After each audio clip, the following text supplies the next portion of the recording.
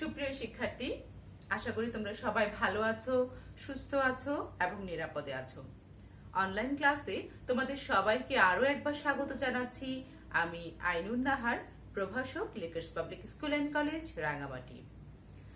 প্রিয় সপ্তম শ্রেণীর শিক্ষার্থীরা, আজ আমরা গার্হস্থ্য বিজ্ঞান বই থেকে ক বিভাগ তৃতীয় অধ্যায় থেকে গৃহকে মনোরম ও আকর্ষণীয় করার নীতি এই অধ্যায়টি নিয়ে আলোচনা করব। এই অধ্যায়টিতে 4টি পাঠ রয়েছে। 4টি পাঠে আজকে আমি তোমাদেরকে পাঠদান করব না, তার মধ্যে থেকে আজকে আমি তোমাদেরকে 2টি পাঠ নিয়ে আলোচনা করব। প্রথম যে পাঠটি রয়েছে সেটা হচ্ছে শিল্প উপাদান। সুপ্রিয় শিক্ষার্থী, যে কোনো শিল্প বলতে আসলে আমরা কি বুঝি? শিল্প হচ্ছে আমাদের যে সৃজনশীল প্রতিভা আছে তাকে বিকশিত করা বা সেই সৃজনশীল কাজটাকে সুনিপুণভাবে প্রদর্শন করা। সেই রকম ভাবে আমরা বলতে পারি যে কোনো নাচ, গান, ছবি আঁকা, এইসব যে কোনো কাজকেই আমরা এজন্য শিল্প বলে আখ্যায়িত করি। ঠিক একইভাবে একটি গৃহকেও খুব সুন্দর, মনোরম এবং আকর্ষণীয় করে রাখাটাও কিন্তু একটা শিল্প। তাই সেই জন্যই আমরা বলছি যে শিল্পর মাধ্যমে আমরা কিন্তু একটা গৃহকে খুব সুন্দর, নৈপুণ্যভাবে এবং মনোরম ও আকর্ষণীয় করে তুলে ধরতে পারি। শুধুমাত্র রং করা বা ছবি আঁকাকে যেমন আমরা শিল্প বলছি না, ঠিক একইভাবে বলছি যে একটা গৃহকে আরামদায়ক রঙে এবং এর যে সকল উপাদান আছে, অর্থাৎ যে ফার্নিচার, যে আসবাবপত্র, দেয়ালের রং, আমাদের যে বসবাস করি যে স্থান, সেই সবটাকে যতটাই আমরা সুনৈপুণ্য এবং আরামদায়ক উপযোগী করে তুলতে পারবো, ততটাই আমরা সেটাকে বলবো একটি আকর্ষণীয় এবং মনোরম গৃহ শিল্প নীতি। তো আমরা প্রথম পাঠটায় চলে যাই, যে শিল্প উপাদান। প্রথম পাঠে আমরা বলছি যে শিল্প উপাদান। শিল্পের যে উপাদান আছে সেগুলোকে আমরা মোটামুটি বেশ কয়েকটা ভাগে দেখি, যে শিল্পের আসলে উপাদানগুলো কি কি। শিল্পের উপাদান আমরা আমাদের চারপাশে বিভিন্ন রং, আকার, আকৃতি, রেখা, বর্ণ, এই সব কিছু দিয়েই আমরা আমাদের যে শিল্প নৈপুণ যে চিন্তা ভাবনা সেটাকে বিকশিত করি। সেই বিকশিত করাটাকে আমরা বলছি যে শিল্প উপাদান। আমি আবারও বলছি, আমাদের চারপাশে যে রং, আকার, আকৃতি, যে বর্ণ, যে রেখা রয়েছে, সেইগুলো আমাদের সৃজনশীল কাজের মাধ্যমে বিকশিত করে আমরা আমাদের প্রতিভাকে যে বিকাশ ঘটায় সেটাকে আমরা শিল্প উপাদান বলছি। সেই রকম ভাবে প্রথমেই আছে যে রং। শিল্পের উপাদানের প্রথমেই রয়েছে রং। এখন তোমরা খুব সহজে আমাকে জিজ্ঞেস করতে পারো যে রং দিয়ে গৃহকে আমরা কি করব। তোমরা যদি একটু খেয়াল করো তাহলে দেখবে যে তোমাদের দেয়ালে, তোমাদের যে আসবাবপত্রগুলো আছে সেইগুলোর রং, এইগুলো দিয়ে কিন্তু আমাদের গৃহকে আমরা সুসজ্জিত করছি।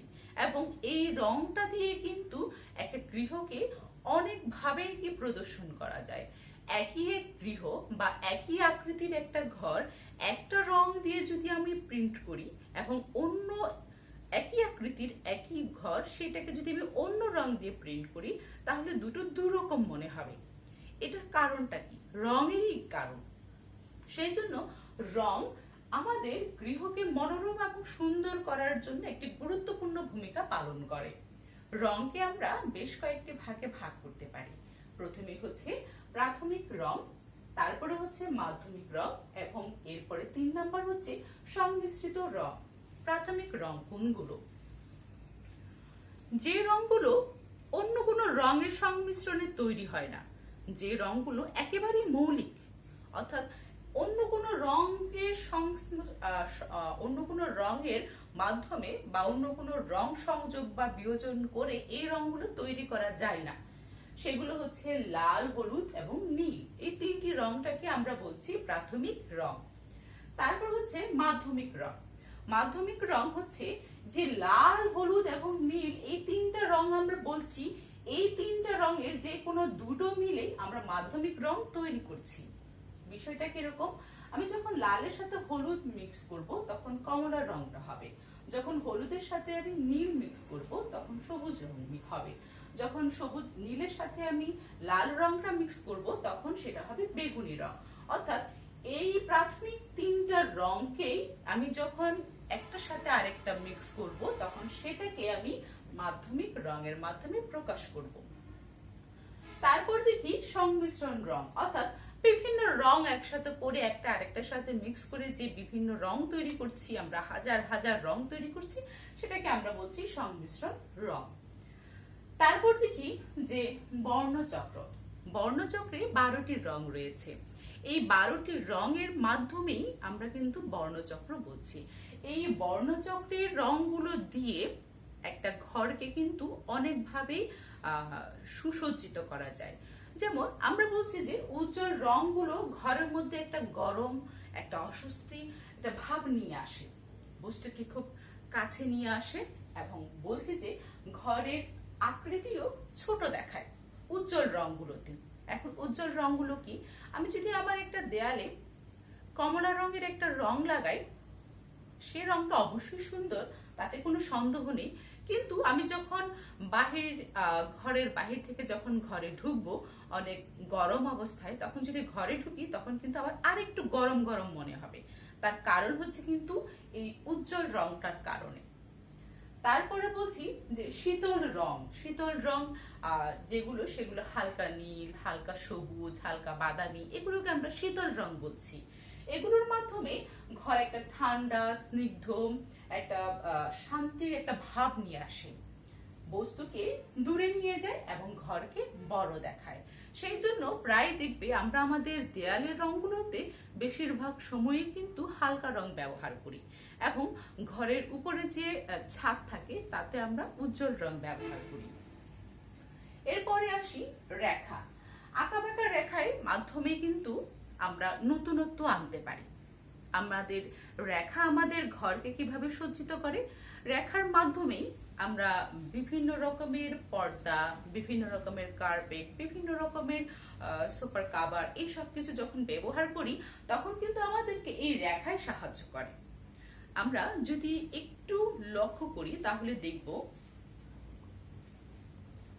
যে আঁকাবাঁকা রেখা কিন্তু একটা নতুনত্ব আনে, আবার লম্বা রেখায় উচ্চতা বাড়িয়ে দেয়। যে কোনো লম্বা দাগ দাগ রেখায় একটা উচ্চতা বৃদ্ধি করে। তারপর আড়াআড়ি রেখা, যেটা এরকম আড়াআড়ি হয় সেটা একটু মোটা দেখা যায়, সেই জন্য যখনই ঘরে একটু প্রশস্ত করার প্রয়োজন হয় তখন আমরা ওরকম ধরনের পর্দা ব্যবহার করি। কৌণিক রেখা একটা সৌন্দর্য বৃদ্ধি করে, আবার যখন আমরা জিগজ্যাগ যে রেখা আছে সেটাকে আমরা গতিশীলতাও বলি, যে গতিশীলের মাধ্যমে একটা গতিশীলতা পায়, রেখার একটা গতিশীলতা পায়। আকার। আকার আকারকে আমরা দুই ভাগে ভাগ করতে পারি, একটা হচ্ছে মুক্ত আকার আর একটা হচ্ছে জ্যামিতিক আকার। এখন আকার আমাদের ঘরের কি সৌন্দর্য বৃদ্ধি করবে? খুব সহজেই তোমরা আমাকে জিজ্ঞেস করতে পারো, আমাকে বলতে পারো যে আকারের মাধ্যমে আসলে একটা ঘরে আমি যখন আমার ঘরটা যদি খুব বড় না হয়, যদি মাঝামাঝি রকমের হয়, আমি যদি সেখানে অনেক বড় বড় আকারের আসবাবপত্র রাখি তাহলে আমার ঘরটা কখনোই সৌন্দর্য বৃদ্ধি করবে না। আমি অনেক দামি এবং বড় বিশাল ফার্নিচার যদি নিয়ে আসি সেটা কখনোই আমার ঘরের সৌন্দর্য বৃদ্ধি করবে না। আমার ঘরের অনুপাতে আমি আমার ঘরের আসবাবপত্রগুলো সেট করব। সেই ক্ষেত্রে আকার কিন্তু অনেক একটা বিশাল বিষয়। আবার মনে করি আমার ড্রয়িং রুমটা ছোট্ট, কিন্তু সেইখানে আমি কোনায় অনেক বিশাল একটা গাছ লাগিয়ে দিলাম বা একটা গাছের টব রেখে দিলাম এবং তার পাশে আরো অনেক ছোট বড় গাছ রেখে দিলাম। সেই ক্ষেত্রে কিন্তু এই বিশাল গাছটা আমার ড্রয়িং রুমের অনেকখানি জায়গায় কিন্তু দখল করে নিচ্ছে। সেই ক্ষেত্রে আমাকে দেখতে হবে যে ছোট গাছ দিয়ে কি করে আমি আমার ড্রয়িং রুমের সৌন্দর্যটা বৃদ্ধি করতে পারি। তারপর দেখি জামিন। জমিন হচ্ছে যে কোনো একটা বস্তুর উপরের পৃষ্ঠ। মনে করি আমরা যে একটা কার্পেট দিলাম, সে কার্পেটের উপরের যে অংশটা সেটাকে আমরা জমিন বলছি। একটা পর্দা দিলাম, পর্দার যে উপরের অংশ সেটাকে আমরা জমিন বলছি। এই জমিন দিয়ে কিন্তু আমাদের ঘরের সৌন্দর্য অনেকাংশেই কিন্তু বৃদ্ধি করা সম্ভব। আমি আমার ঘরের আরাম, আয়েস, সৌন্দর্যের চেয়েও বিশাল যে বিষয় বা বড় যে বিষয় সেটা অবশ্যই হচ্ছে ঘরের আরাম, আয়েস। এবং এই জমিনের মাধ্যমে কিন্তু আমি ঘরের আরাম, আয়েসটাকেও বৃদ্ধি করতে পারি। এই জমিনের মাধ্যমে যখন ঘরে অনেক বেশি ঠান্ডা হবে, ঘর যখন অনেক বেশি শীতল জায়গায় হবে, তখন সেই ঠান্ডা থেকে রক্ষা পাওয়ার জন্য আমাকে কি করতে হবে? ভারী ও মোটা জমিনের পর্দা ব্যবহার করতে হবে। আমি যখন কার্পেট ব্যবহার করব তখন সেটা একটু ভারী পুরো দেখে ব্যবহার করব। আবার যখন ঘরটা এমন জায়গায় যেখানে সূর্যের আলো খুব তাড়াতাড়ি চলে আসছে, ঘরটা অনেক উত্তপ্ত হয়ে যাচ্ছে তাড়াতাড়ি, সেই ক্ষেত্রে আমি পাতলা এবং হালকা এরকম ধরনের পর্দা ব্যবহার করব। তাহলে আমার ঘরটা অনেক বেশি বাতাসে আসা যাওয়া করতে সুবিধা হবে, ঘরটা ঠান্ডা থাকবে। এই সকল উপাদানগুলো, শিল্প উপাদানগুলো দিয়ে আমরা আমাদের ঘরকে অনায়াসে অনেক বেশি আরামদায়ক, সুন্দর এবং অনেক বেশি মনোরম করে তুলতে পারি। সবাই ঘরে বসবাস করে, সবাই গৃহে থাকে, কিন্তু গৃহকে অনেক বেশি মনোরম এবং আকর্ষণীয় করে তোলাটাই কিন্তু শিল্পের প্রধান কাজ। সুপ্রিয় শিক্ষার্থী, চলো এবার আমরা পার্ট 2-এ যাই। শিল্পনীতি। শিল্পনীতি কাকে বলছে? শিল্পনীতি বলছে যে আমরা সেগুলোকে, যেই নীতিগুলো অনুসরণ করা দরকার সেইগুলোকে শিল্প সৃষ্টি করার জন্য যে নীতিগুলো অনুসরণ করা দরকার সেগুলোকে আমরা বলছি শিল্পনীতি। সেই হিসাবে সমানুপাতিক এটাও একটা শিল্পনীতি। সমানুপাতিক কাকে বলছি? মনে করছি যে একটা চেয়ার, তার দুটো হাতল কতখানি দূরত্ব থাকবে, একটা চেয়ার কতখানি উচ্চতা হবে, একটা চেয়ারে পিছনের যে হেলান দেওয়ার সিটটা সেটা কতটুকু হবে, এটা কি আমরা বলছি সমানুপাতিক। ভারসাম্য। ভারসাম্য হচ্ছে কোনো মধ্যবিন্দুর উভয় দিকে সমান দূরত্ব, একই আকার, আয়তনে বস্তু স্থাপন করাকে আমরা ভারসাম্য বলছি। তারপরে আমরা দেখছি যে মিল, অর্থাৎ মিল থাকবে এরকম একটা বিষয়। কোনো ঘরে প্রবেশ করলে যেখানে দেয়াল থেকে শুরু করে মেঝে, আসবাবপত্র, পর্দা, আলো ইত্যাদি সবকিছুর মধ্যে একটা সম্পর্ক ফুটে উঠবে, সেটাকে আমরা বলছি মিল। তারপর বলছি ছন্দ। ছন্দ হচ্ছে একটি গতিশীল, আকর্ষণীয়, গতিশীল অবস্থা। কোনো শিল্প যেখানে চোখে দেখা যায়, কোনো বাধা প্রাপ্ত হয় না, সেটাকে আমরা বলছি ছন্দ। প্রাধান্য। শিল্প তৈরির সময় কোন একটা অংশকে অন্য অংশের তুলনায় বেশি গুরুত্ব দেওয়াকে আমরা প্রাধান্য বলছি।